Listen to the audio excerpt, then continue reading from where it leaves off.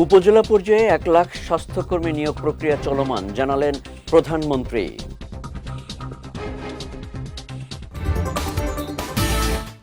বন্যায় ক্ষতিগ্রস্ত কৃষকদের সহায়তা দেবে সরকার, বললেন কৃষিমন্ত্রী।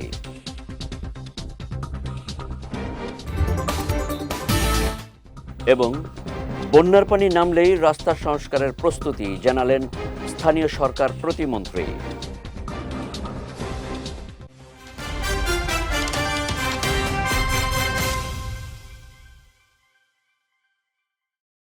আসসালামু আলাইকুম। পুষ্টি চা নিবেদিত বিজয় রাতের সংবাদে আমন্ত্রণ জানাচ্ছি আমি কনুজ শিকদার। শুনছিলেন শিরোনাম, এবারে বিস্তারিত। উপজেলা পর্যায়ে ১ লাখ স্বাস্থ্যকর্মী নিয়োগ প্রক্রিয়া চলমান বলে জানিয়েছেন প্রধানমন্ত্রী তারেক রহমান। দুপুরে ঢাকা মেডিকেল কলেজ হাসপাতালের ৮১তম প্রতিষ্ঠা বার্ষিকী উপলক্ষে আয়োজিত অনুষ্ঠানে প্রধান অতিথির বক্তব্যে তিনি একথা জানান। উপজেলা হাসপাতালগুলোর নিরাপত্তা জোরদার করা হয়েছে উল্লেখ করে প্রধানমন্ত্রী জানান, চিকিৎসক নিয়োগের কার্যক্রমও চলমান রয়েছে। এছাড়া ১ লাখ স্বাস্থ্যকর্মী ও ২৫,০০০ মিডওয়াইফ নিয়োগ প্রক্রিয়া চলমান রয়েছে। ঢাকা থেকে রোগীর চাপ কমাতে উপজেলা ও জেলা পর্যায়ের হাসপাতালগুলোকে আরও সক্ষম করতে সরকার কাজ করছে বলেও জানান তিনি। অনুষ্ঠানের শুরুতে প্রশ্নোত্তর পর্বে প্রধানমন্ত্রীকে নিজেদের সমস্যা সমাধানের জন্য চলমান নানা বিষয়ে তুলে ধরেন চিকিৎসকরা। এ সময় প্রধানমন্ত্রী সরকারের পরিকল্পনা তুলে ধরার পাশাপাশি চিকিৎসকদের শহরের পাশাপাশি গ্রামে সমান গুরুত্ব দিয়ে চিকিৎসা দেওয়ার অনুরোধ জানান। অনুষ্ঠানে ঢাকা মেডিকেলের প্রাক্তন শিক্ষার্থী হিসেবে স্মৃতিচারণের পাশাপাশি আগামী ২০ থেকে ২৫ বছর পরে ঢাকা মেডিকেল কলেজকে দক্ষিণ এশিয়ার চিকিৎসা ও গবেষণা কেন্দ্র হিসেবে দেখার প্রত্যাশা ব্যক্ত করেন প্রধানমন্ত্রীর সহধর্মিণী ডাক্তার জুবাইদা রহমান। স্বাস্থ্যকর্মীর নিরাপত্তা নিশ্চিত করতে এর ভিতরে যেটি আলাপ আলোচনা হয়েছে, আমাদের প্রত্যেকটা স্বাস্থ্য উপজেলা কমপ্লেক্সে আমরা নিরাপত্তা ব্যবস্থাটা জোরদার করেছি। আমরা একই সঙ্গে সরকারি পর্যায়ে আরো ২৫,০০০ মিডওয়াইফ নিয়োগের পরিকল্পনা নিয়েছি, যাতে করে দেশের প্রতিটি ইউনিয়ন, উপজেলা এবং হাসপাতাল পর্যায়ে নিরাপদ মাতৃত্ব এবং দক্ষ প্রসব সেবা এবং নবজাতকের মানসম্মত পরিচর্যা নিশ্চিত এবং নিরাপদ করা যায়। সাম্প্রতিক প্রাকৃতিক দুর্যোগে যেসব এলাকার কৃষকরা ক্ষতিগ্রস্ত হয়েছেন তাদের তালিকা করে সহায়তা দেবে সরকার, এমনটা জানিয়েছেন কৃষি ও প্রাণী সম্পদ মন্ত্রী আমিনুর রশিদ। সকালে কুমিল্লার টাউন হল মাঠে বৃক্ষমেলার উদ্বোধনী অনুষ্ঠানে তিনি একথা জানান। বৃক্ষরোপণ কর্মসূচিতে অনিয়ম নিয়ে প্রধানমন্ত্রীর অসন্তোষ প্রসঙ্গে মন্ত্রী বলেন, দীর্ঘদিনের লুটপাটের অভ্যাস এখনও যায়নি। এ সময় সবাইকে সতর্ক করে বলেন, বৃক্ষরোপণ কর্মসূচি কতটা অগ্রগতি হলো তা নিজেই তদারকি করবেন প্রধানমন্ত্রী, তাই অনিয়মের কোনো সুযোগ নেই। অনুষ্ঠানে সিটি কর্পোরেশনের প্রশাসক, জেলা প্রশাসক, পুলিশ সুপার সহ রাজনৈতিক দলের নেতারা উপস্থিত ছিলেন।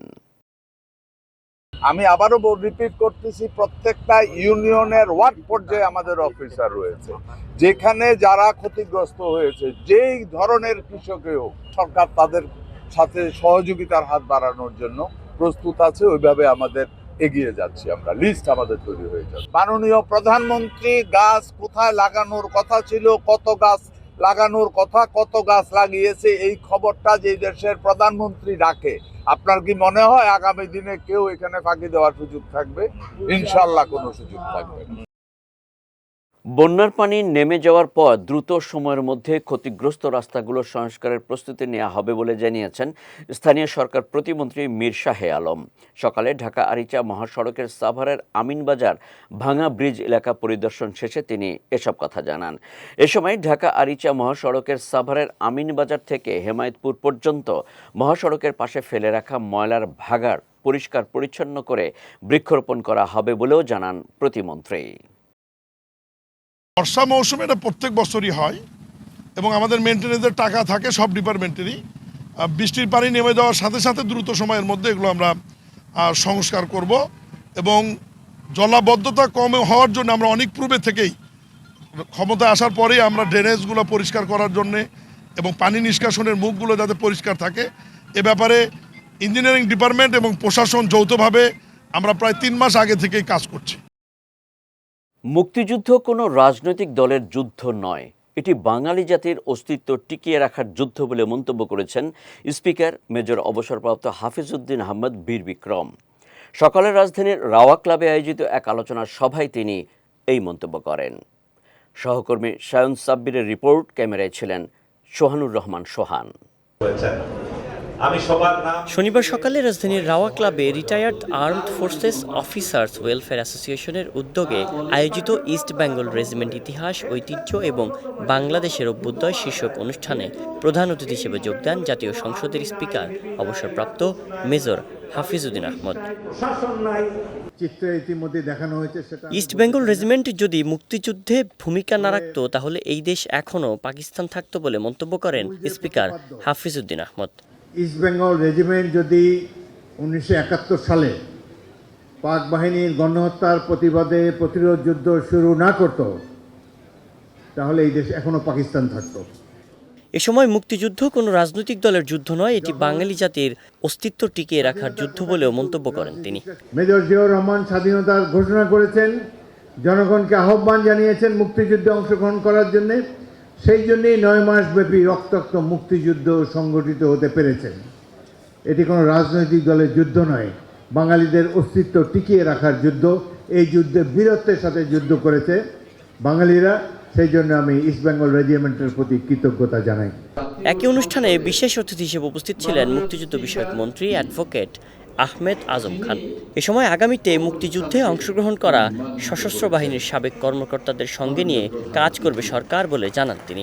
এই ইস্ট বেঙ্গল রেজিমেন্টকে সামনে রেখে আরো অন্যান্য রেজিমেন্টের যারা আছে, যারা বাংলাদেশের অভ্যুদয়ে বাংলাদেশকে এই পর্যায়ে আনার জন্য বিভিন্ন পর্যায়ে অবদান রেখেছে, আমরা সকলকে স্মরণ করব এবং সকলকে স্মরণ করে আমরা বাংলাদেশকে, বাংলাদেশের স্বাধীনতাকে রক্ষা করবার জন্যে, সুদৃঢ় রাখবার জন্যে আমাদের এই সেনাবাহিনী, বিমান বাহিনী, নৌবাহিনী যা গড়ে উঠেছে নতুন করে মহান মুক্তিযুদ্ধের মধ্য দিয়ে এই বাহিনীগুলোকে আমরা অনেক শক্তিশালী করব, এর পেশাদারিত্বকে আমরা অনেক সুদৃঢ় করব।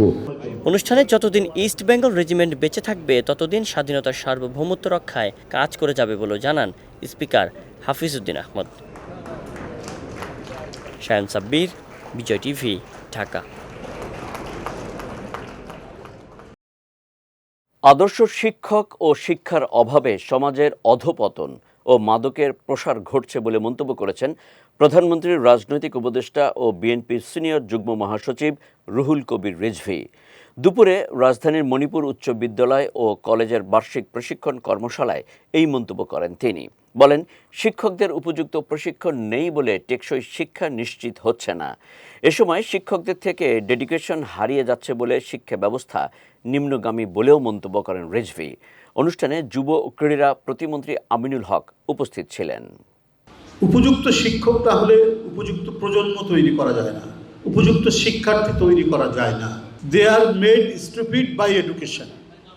শিক্ষার দ্বারাই মানুষ পরবর্তীতে অজ্ঞ হয়। কোন শিক্ষা? যে শিক্ষা সত্যের অনুসন্ধান করে না, বিজ্ঞানের অনুসন্ধান করে না, যে শিক্ষা ফাঁপা এবং ভাষা ভাষা, সেই শিক্ষার কথাই তিনি বলেছেন। শিক্ষকদের প্রশিক্ষণ যে কত জরুরি সেটা আজকে আমরা নানা জায়গায় অনেকের সাথে কথা বলে, অনেকের সাথে ভাব বিনিময় করে এটা আমরা বুঝতে পারি। কোয়ালিটি এডুকেশন নিশ্চিত হচ্ছে না, এটা সত্য কথা। কারণ গ্রামে গঞ্জে তৃণমূল থেকে, মাঠ পর্যায় থেকে যথেষ্ট প্রশিক্ষণের সেরকম ব্যবস্থা নেই বলেই আজকে আমরা সেই উপযুক্ত মেধাবী ছাত্র যারা সারা বিশ্বে প্রতিযোগিতায় সুনাম অর্জন করবে, এটা আমরা সেইভাবে পাই না। পেট্রোবাংলার আওতাধীন 13টি কোম্পানির তরুণ কর্মকর্তাদের সমন্বয়ে গঠিত পেট্রো কোম্পানিজ ইউথ অ্যাসোসিয়েশন কর্তৃক আয়োজিত প্রথম inter company friendly futsal tournament অনুষ্ঠিত হয়েছে। সকালে রাজধানীর বুয়েট কেন্দ্রীয় খেলার মাঠে এই টুর্নামেন্ট অনুষ্ঠিত হয়। টুর্নামেন্টে চ্যাম্পিয়ন হয়েছে পশ্চিমাঞ্চল গ্যাস কোম্পানি লিমিটেড আর রানার আপ হয়েছে gas transmission company limited Dhaka. এ সময় আইইবির চেয়ারম্যান প্রকৌশলী মোহাম্মদ হেলাল উদ্দিন তালুকদার, আইইবির সহ সাধারণ সম্পাদক বিভাগের প্রকৌশলী Mohammad Ahsanul Rasel, petro companies youth অ্যাসোসিয়েশনের সভাপতি প্রকৌশলী মীর মোবারক হোসেন সহ অন্যান্যরা উপস্থিত ছিলেন। এবার পুষ্টি চিনি গুঁড়া চাল নিবেদিত জেলা সংবাদ।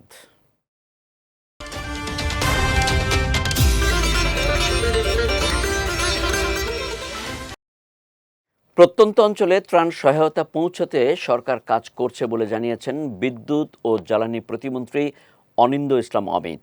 একই সঙ্গে দুর্গত এলাকায় ত্রাণের পরিমাণ বাড়ানো হয়েছে বলেও জানান তিনি। দুপুরে চট্টগ্রাম সার্কিট হাউসে স্থানীয় সংসদ সদস্য ও আইনশৃঙ্খলা বাহিনীর সদস্যদের সঙ্গে বৈঠকের পরে তিনি সাংবাদিকদের একথা জানান। এ সময় Chittagong city mayor doctor Shahadat Hossain, Chittagong ৮ আসনের সংসদ সদস্য এরশাদুল্লাহ, চট্টগ্রাম ৯ আসনের সংসদ সদস্য আবু সুফিয়ান, চট্টগ্রাম ১০ আসনের সংসদ সদস্য সাইদ আল নোমান সহ অনেকে উপস্থিত ছিলেন। যে সকলের কাছে আমরা এখনো ত্রাণ পৌঁছাতে পারিনি, কিন্তু ত্রাণ পৌঁছেনি তা না, ত্রাণ পৌঁছাচ্ছে এবং একেবারে প্রত্যন্ত অঞ্চলে ত্রাণ পৌঁছানোর জন্য আমরা কিন্তু এখানে আমাদের কোস্টগার্ড রয়েছে, আমাদের এখানে বিজিবি রয়েছে, আমাদের এখানে আনসার রয়েছে, ক্ষেত্র বিশেষে সামরিক বাহিনীর কর্মকর্তারা স্বতঃপ্রণোদিতভাবে কাজ করছে। বাজেট ঘোষণার পর সাধারণত নিত্য প্রয়োজনীয় পণ্যের দাম বাড়লেও এবার ৬১টি নিত্যপণ্যের দাম স্বাভাবিক রয়েছে বলে জানিয়েছেন পানি সম্পদ প্রতিমন্ত্রী ফরহাদ হোসেন আজাদ। দুপুরে পঞ্চগড় জেলা পরিষদের আয়োজনে শহীদ প্রেসিডেন্ট জিয়াউর রহমান ও বেগম খালেদা জিয়ার স্মরণে দোয়া মাহফিল এবং অসহায় মেধাবী শিক্ষার্থী, দরিদ্র ও স্বাস্থ্যকর্মীদের মাঝে উপহার সামগ্রী বিতরণ অনুষ্ঠানে তিনি একথা জানান। এ সময় জেলার অসহায় মহিলাদের কর্মদক্ষতা বৃদ্ধির লক্ষ্যে ৭৭টি সেলাই মেশিন, শিক্ষার্থীদের ১১৭টি বাইসাইকেল ও ১১১টি কমিউনিটি ক্লিনিকে বিপি মেশিন সহ শাড়ি বিতরণ করা হয়। চট্টগ্রামে বন্যায় ৬৫০টি আশ্রয়কেন্দ্রে ২৫,০০০ মানুষ অবস্থান নিয়েছে উল্লেখ করে দুর্যোগ ও ত্রাণ প্রতিমন্ত্রী এম ইকবাল হোসেন বলেছেন, বন্যার ভয়াবহতার কারণে দুর্গতদের কাছে ত্রাণ সহায়তা পৌঁছানো যাচ্ছে না। সকালে চট্টগ্রাম সার্কিট হাউসে সাংবাদিকদের প্রশ্নের জবাবে তিনি এসব কথা জানান। বলেন, বন্যা দুর্গতদের তালিকা করা হচ্ছে, একই সঙ্গে ক্ষয়ক্ষতির পরিমাণ নির্ধারণ করে পুনর্বাসন পরিকল্পনা তৈরি করা হচ্ছে। আশ্রয়কেন্দ্র আছে ৬৫০, সবগুলোই ভরে নাই, দু একটা ওদের খালি আছে, নাম্বারটা আমি জানতাম, ভুলে গেছি। এবং টোটাল আশ্রয় নিয়েছেন বুঝে ২৫,০০০, শুকনো খাবার দিয়েছি ২৫,০০০ প্লাস। অনেক সময় হয় যে ভয়াবহ খারাপ বা অনেক খারাপ, আমরা ওই পর্যন্ত বলে ছেড়ে দিই, জানি না কতটুকু খারাপ, বাট এইবার আমরা জানি কতটুকু খারাপ, সেই জন্য আমরা ওইভাবে পদক্ষেপ দিতে পারতেছি। দিনাজপুরের সদর উপজেলার দাইনুর সীমান্ত দিয়ে পুশিন করার সময় এক নারীসহ ৪ জনকে শূন্য রেখায় ফেরত পাঠিয়েছে বিজিবি। বিজিবি জানায়, ভোরে সদর উপজেলার কমলপুর ইউনিয়নের আকিরাপুর দাইনুর সীমান্তের ৩১৫ নম্বর মেইন পিলারের কাছ দিয়ে এক নারীসহ ৪ জন বাংলাদেশে প্রবেশ করছিল। এ সময় বিজিবি বিষয়টি দেখতে পেয়ে তাদের বাধা প্রদান করে, ফলে তারা আর বাংলাদেশের অভ্যন্তরে প্রবেশ করতে পারেনি। পুশিনকৃত ৪ জনকে দাইনুর বিওপির শূন্য রেখায় রাখা হয়েছে। ৪ জনের মধ্যে ১ জন নারী ও ৩ জন পুরুষ। ওই ৪ জনই বাংলাদেশি নাগরিক বলে জানিয়েছে বিজিবি। যাচ্ছি পুষ্টি ড্রিঙ্কিং ওয়াটার নিবেদিত খেলার সংবাদে।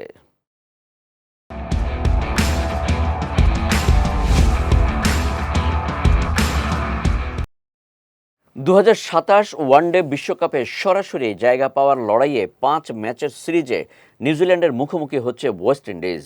ক্যারিবীয়দের জন্য এই সিরিজ বিশ্বকাপের আশা টিকিয়ে রাখার বড় পরীক্ষা। র্যাঙ্কিংয়ের ১০ম স্থানে থাকা ওয়েস্ট ইন্ডিজের সামনে ভালো ফলের বিকল্প নেই। প্রধান কোচ ড্যারেন স্যামি এই সিরিজকে অবশ্যই জিততে হবে বলে উল্লেখ করেছেন। তরুণ স্পিনার ভাইটেল লসের অভিষেকও হতে পারে এই সিরিজে। অন্যদিকে বিশ্বকাপে খেলা প্রায় নিশ্চিত নিউজিল্যান্ডের লক্ষ্য সঠিক কম্বিনেশন খুঁজে বের করা। চোটের কারণে অভিজ্ঞ পেসাররা না থাকায় জ্যাকব ডাফির নেতৃত্বে তরুণ বোলিং আক্রমণ নিয়েই মাঠে নামবে কিউইরা। বিশ্বকাপের স্বপ্ন আর প্রস্তুতির মঞ্চ, দুই ভিন্ন লক্ষ্য নিয়ে শুরু হচ্ছে ওয়েস্ট ইন্ডিজ নিউজিল্যান্ডের ৫ ম্যাচের ওয়ানডে সিরিজ। ফিফা বিশ্বকাপের কোয়ার্টার ফাইনালে কাল মুখোমুখি হচ্ছে ডিফেন্ডিং চ্যাম্পিয়ন আর্জেন্টিনা ও ইউরোপের শক্তিশালী দল সুইজারল্যান্ড। যুক্তরাষ্ট্রের কানসাস সিটির অ্যারোহেড স্টেডিয়ামে বাংলাদেশ সময় রোববার সকাল ৭টায় শুরু হবে বহুল প্রতীক্ষিত এই লড়াই। মিশরের বিপক্ষে জয় পাওয়া একাদশে কোনো পরিবর্তন আনছে না আর্জেন্টিনা। অর্থাৎ লিওনেল মেসি ও লাউতারো মার্টিনেজকে সামনে রেখেই একই ছন্দে মাঠে নামবে আলবিসেলেস্তেরা। অন্যদিকে সুইজারল্যান্ড শিবিরে দেখা যেতে পারে একটি পরিবর্তন। কলম্বিয়ার বিপক্ষে খেলা আর্ডন জাসারির বদলে প্রথম একাদশে সুযোগ পেতে পারেন রুবেন ভার্গাস। সেমিফাইনালের টিকিট নিশ্চিত করতেই দুই দলই নামছে নিজেদের সেরা শক্তি নিয়ে। পুষ্টির চা নিবেদিত বিজয় রাতের সংবাদ শেষ করার আগে শিরোনামগুলো দেখে নিচ্ছি আরও একবার।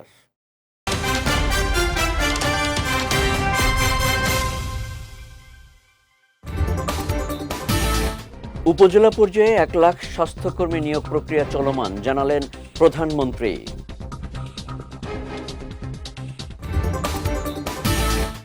বন্যায় ক্ষতিগ্রস্ত কৃষকদের সহায়তা দেবে সরকার, বললেন কৃষিমন্ত্রী।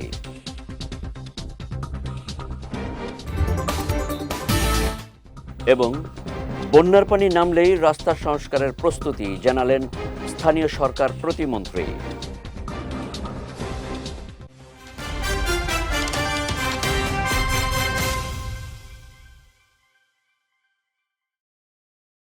বিজয় রাতের সংবাদ শেষে আজকের মতো আমি কনুজ শিকদার আপনাদের কাছ থেকে বিদায় নিচ্ছি। আগামীকাল একই সময়ে নতুন সব খবর দেখতে চোখ রাখুন বিজয় টিভিতে। এছাড়াও আজকের বিজয় রাতের সংবাদের ভিডিও দেখতে পারেন আমাদের ইউটিউব এবং ফেসবুক পেজে। আমাদের ইউটিউব হলো youtube.com/bijaytvofficial এবং আমাদের ফেসবুক পেজ হলো facebook.com/bijaytvlimited। এতক্ষণ সঙ্গে থাকার জন্য ধন্যবাদ সবাইকে।